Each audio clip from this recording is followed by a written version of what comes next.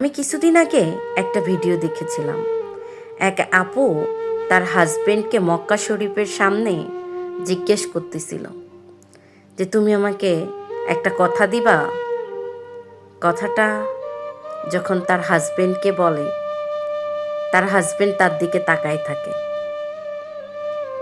আপুটা তাকে বলতেছিল যে আমি যদি কখনো মারা যাই, তুমি আর দ্বিতীয় কাউকে কখনো বিয়ে করবা না, এটা আমাকে কথা দাও। তার হাজবেন্ড তার দিকে তাকাই ছিল নীরব চোখে, তার কাছে কোনো উত্তর ছিল না।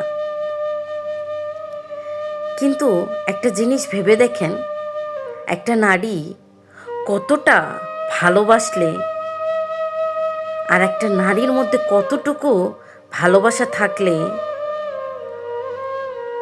সে মারা যাওয়ার পরেও তার স্বামীর ভাগ কাউকে দিতে চায় না। তো এই গল্পটাতে এতটুকুই বোঝা যায় যে নারীরা সবসময় ভালোবাসার ক্ষেত্রে স্বার্থপরই হয়।